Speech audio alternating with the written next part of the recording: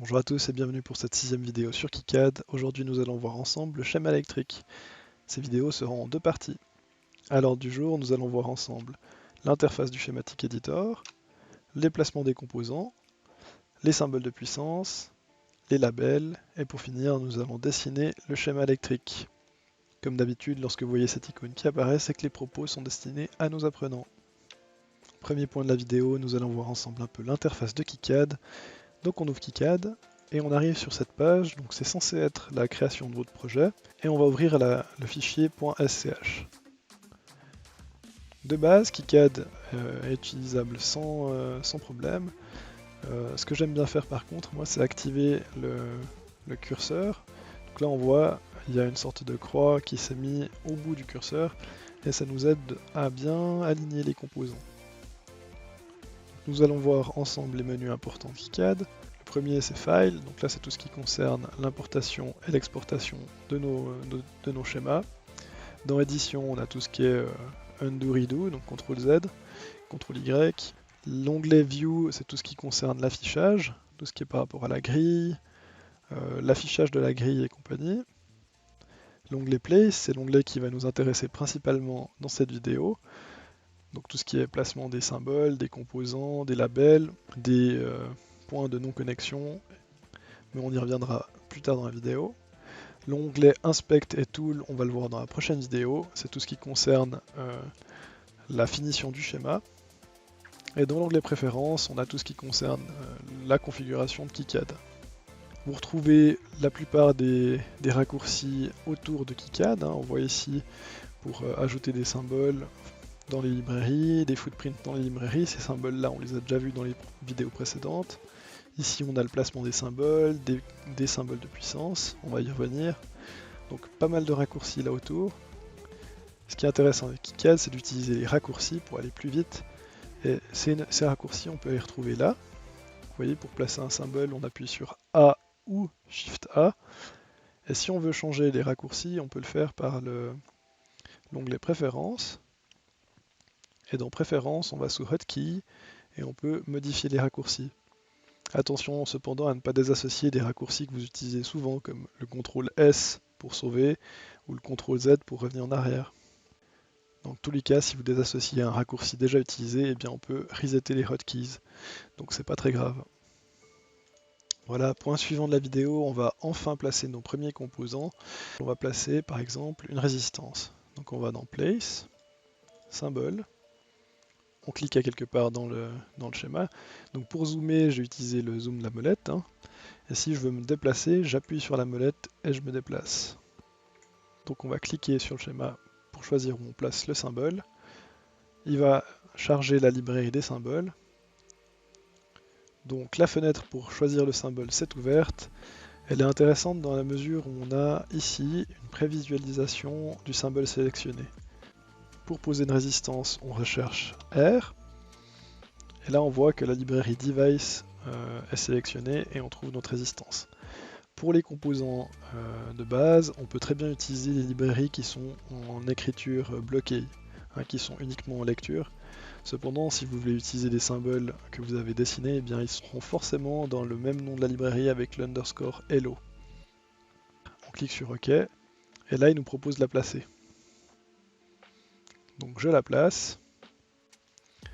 Quand le composant est placé, on peut faire plein de choses. Si je place ma souris dessus et que j'appuie sur C, eh bien je peux le copier.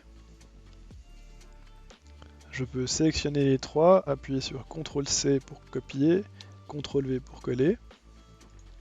Donc, ce qui est intéressant, c'est qu'on peut très vite placer beaucoup de composants.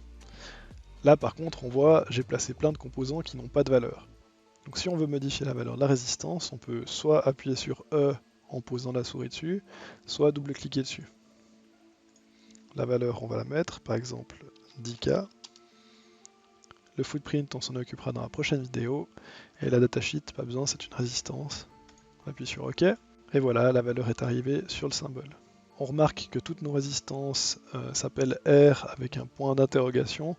Ce n'est pas grave, le programme les remplace automatiquement et on verra ça dans la prochaine vidéo.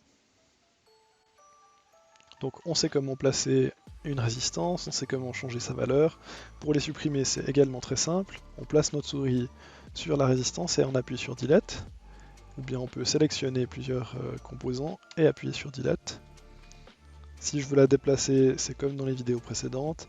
Je place ma souris dessus, soit je clique droit et j'appuie sur Move, soit je clique sur M. En appuyant sur R comme Rotate, je peux changer son orientation. Et c'est à peu près tout pour le placement des composants. Prochain point de la vidéo, nous allons maintenant parler des Power Ports. Alors pour poser un Power Port, on appuie soit sur P, vous voyez, ça a ouvert la fenêtre de sélection des symboles de puissance, soit on va dans Place, Power Port, et on clique sur le schéma.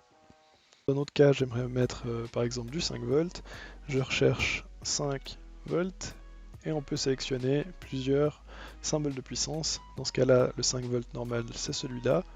On peut avoir du 5 volts analogique, digital, et puis plein d'autres dénominations. Ce qu'on va utiliser principalement, c'est le 5 volts, c'est le 3 volts 3, le 12 volts, et puis en général le GND. Donc je sélectionne mon 5 volts, et puis je clique sur OK. Pour le poser, je clique sur le schéma. Là aussi, je peux copier avec C, appuyer sur R pour tourner. Je peux également orienter l'écriture du 5 volts en appuyant sur R.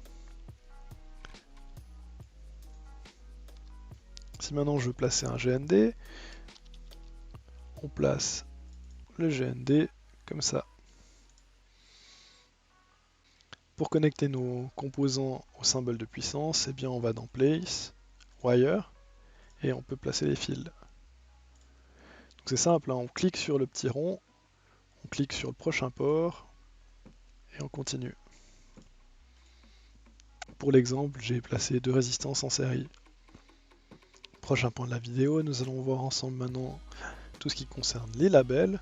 Donc pour placer un label, vous allez dans Place, Global Label, et on clique sur la feuille. On va lui entrer un nom, MES_div pour mesure du pont diviseur. On clique sur OK et on le place. Ce qui est intéressant avec ces labels globaux, eh bien on peut modifier la forme. En double-cliquant dessus ou en appuyant sur E, si je mets Input, ça sera sur cette forme-là, et si je mets Output, eh bien ça va changer la direction. On peut donc maintenant rotationner 2 fois le label et le poser. On peut également connecter les labels à des fils. On appuie sur W et puis on clique à l'endroit où on veut le connecter. On remarque une chose, KiCad met automatiquement les jonctions lorsqu'il y a une connexion de fils. C'est important de vérifier que toutes les connexions entre plusieurs fils ont ces jonctions. Dans cet exemple, j'ai tiré un fil depuis le 5 volts jusqu'au label MES_div, en passant par là en bas. Et bien ici, il n'y a aucune connexion, mais ici, il y en a une. Donc l'intérêt d'utiliser des labels globaux, eh bien, c'est de pouvoir connecter un fil à un autre sans devoir utiliser le W et passer des fils à travers tout votre schéma. Là, KiCad aura connecté ce point-là à ce point-là sans mettre de fil. On peut vérifier cela avec cet outil-là. Cet outil permet de mettre en lumière les fils qui sont connectés ensemble. Imaginons dans ce cas-là, j'appuie ici. On voit que l'autre partie devient rose, donc ces deux points sont bel et bien connectés. Pour enlever la surbrillance, eh bien je clique sur le fond. Voilà, dernier point de la vidéo. Donc là maintenant on va passer au dessin du schéma électrique. Et pour ce faire, je vais vous présenter le schéma électrique à dessiner et vous allez le dessiner vous-même. Donc voilà le schéma électrique que vous allez devoir dessiner dans le cadre de cette vidéo.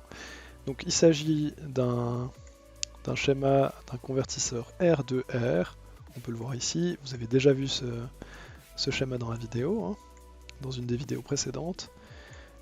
On va voir ensemble les points importants de ce schéma et je vais vous laisser vous débrouiller. Donc il y a une partie connectique, on remarque ici avec 2 connecteurs.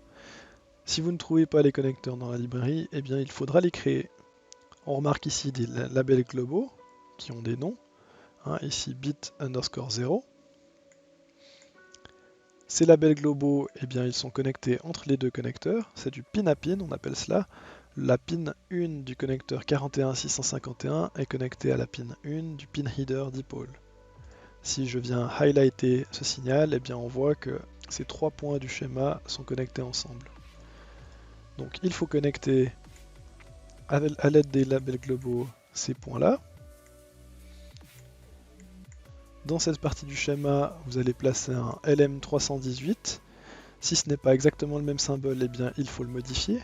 Dans ce cas-là, on remarquera qu'il a été inversé. Je vous laisserai regarder dans les librairies ce qui a changé. Donc voilà la partie du LM318. La partie du découplage de la tension du LM318. Et la partie du réseau de résistance, on appelle ça une échelle R de R. Donc une résistance de 3K et entre les deux, une résistance 2 fois plus petite. Donc voilà ce qu'il faut connecter, plein de résistances. Et pour finir, la sortie de ce schéma électrique, eh bien, il sera connecté sur ce symbole que vous avez dû faire dans une des vidéos précédentes. Donc je vous conseille de revenir en arrière pour bien observer les points à dessiner et je vous laisse dessiner ce schéma. Tous vos symboles n'auront pas d'annotation et c'est normal, on regardera ça dans la prochaine vidéo. Voilà, la vidéo est terminée. Dans la prochaine, nous allons terminer le schéma électrique et faire toutes les finitions.